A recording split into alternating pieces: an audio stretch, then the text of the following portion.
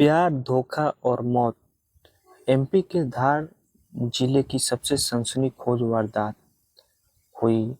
दोस्तों तारीख बता दें, अप्रैल 2026, जगह मध्य प्रदेश का धार जिला। रात के 2 बज रहे थे। पूरा गोंदीखेड़ा गांव गहरी नींद में सोया था। तभी एक चीख सन्नाटे को चीर देती है, आवाज देती है।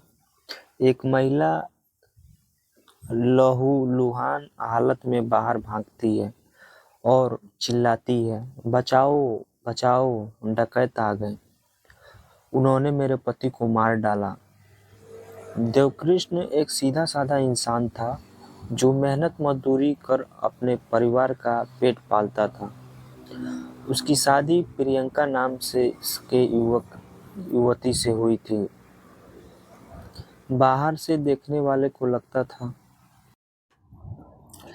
कि सब ठीक है, लेकिन घर की चार दीवारी के भीतर एक नफरत धीरे धीरे सुलग रही थी। प्रियंका खुद को देवकृष्ण से बहुत ऊपर समझती थी। इस कहानी का सबसे काला हिस्सा था प्रियंका की सोच।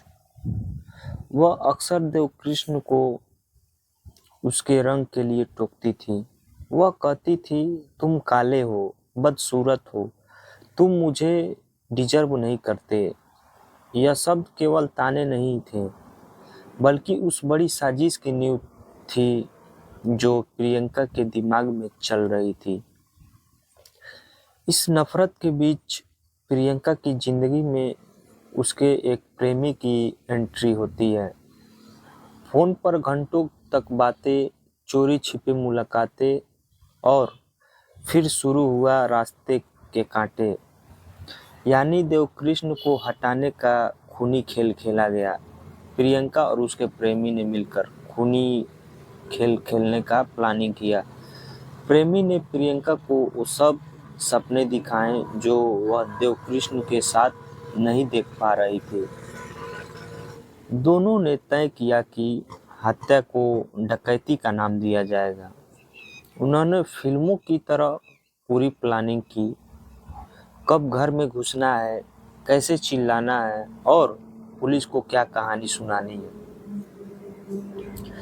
सब कुछ तय हो चुका था, प्लानिंग हो चुका था। और अप्रैल की उस काली रात को प्रियंका ने दरवाजा खुला रखा। उसका प्रेमी अपने साथियों के साथ अंदर दाखिला हुआ। गहरी नींद में सो रहे देवकृष्ण को संभालने का मौका भी नहीं मिला। बेरहमी से उसकी जान ले ली गई। प्रियंका वहां खड़ी थी, सब देख रही थी, बिना किसी पछतावे के। हत्या के बाद कहानी को असली रूप देने के लिए प्रियंका ने खुद को मामूली चोटें पहुंचाई और अलमारियां बिखेर दी गई, गहने छुपा दिए गए। उसने शोर मचाया ताकि गांव वालों को लगे कि लुटेरों ने हमला किया है और हमला के बहाने ही उसकी पति की मौत कर दी गई है। धार पुलिस मौके पर पहुंची। एसपी और उनकी टीम ने देखा कि घर का सारा सामान तो बिखरा है, लेकिन प्रियंका के बयानों में कुछ अजीब था। वह जरूरत से ज्यादा घबराई हुई थी या शायद ओवर एक्टिंग कर रही थी।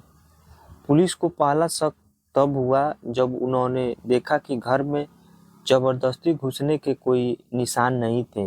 No force entry. अगर डकैत आए थे तो उन्होंने केवल देवकृष्ण को ही निशाना क्यों बनाया। अब पुलिस अपना चाल बिछाने लगी। प्रियंका को जिंदा क्यों छोड़ दिया। पुलिस ने प्रियंका का मोबाइल जब्त किया। डिलीट किए गए मैसेज और कॉल लॉग्स ने सारा राज उगल दिया। हत्या वाली रात से प्रियंका और उसके प्रेमी के बीच सैकड़ों बार बात हुई थी। लोकेशन ट्रेस होते ही प्रेमी का पता चल गया। जब पुलिस ने प्रियंका को सबूत दिखाए तो उसके सब्र का बांध टूट गया। उसने रोते हुए अपना गुनाह कबूल कर लिया और उसने बताया कि कैसे उसे अपने पति के रंग से नफरत थी और वह अपने प्रेमी के साथ नई जिंदगी शुरू करना चाहती थी। प्रियंका के कबूलनामे के बाद पुलिस ने दबिश देकर उसके प्रेमी को भी उठा लिया और उसके पास हत्या में इस्तेमाल किए गए हथियार और लूटे हुए नाटक के लिए छिपाए गए जेवर भी बरामद हुए। जब गोंदीखेड़ा के लोगों को पता चला कि जिसे वे बेचारी विधवा समझ रहे थे वही कातिल है, यह सब सुनकर तो गांव में सन्नाटा छा गया। लोगों का गुस्सा 7वें आसमान पर पहुंच गया था। प्रियंका के घर के भारी पुलिस बल तैनात करना पड़ा और यही नहीं, सिर्फ 48 घंटों के भीतर धार पुलिस ने इस ब्लाइंड मर्डर मिस्ट्री को सुलझा लिया। प्रेस कॉन्फ्रेंस में जब प्रियंका को मीडिया के सामने लाया गया तो उसके चेहरे पर कोई सिकन ही नहीं थी। उसके कुछ एहसास ही नहीं हो रहा था कि उसके पति का मृत्यु हो गया। उसको कुछ गम ही नहीं था। रिश्तों में अगर प्यार न हो तो अलगाव का रास्ता चुना जा सकता है दोस्तों, लेकिन खून का नहीं। प्रियंका ने न केवल अपने पति को मारा बल्कि खुद की जिंदगी भी सलाखों के पीछे ढकेल दी। रंग और दिखावे के चक्कर में उसने एक हंसते खेलते घर को शमशान बना दिया और उसने एक बहुत बड़ी गलती कर दी, क्योंकि उसने एक माँ का बेटा छीन लिया, एक पिता का अपना शान से तगड़ा सीना वाला बेटा छीन लिया। अगर उसको नहीं डिजर्व करती थी तो दूसरा शादी कर लेती, अपना डिवोर्स दे देती। तो दोस्तों, अगर ये कहानी अच्छा लगे तो वीडियो को लाइक, चैनल को सब्सक्राइब करिएगा। मिलते हैं अगले वीडियो।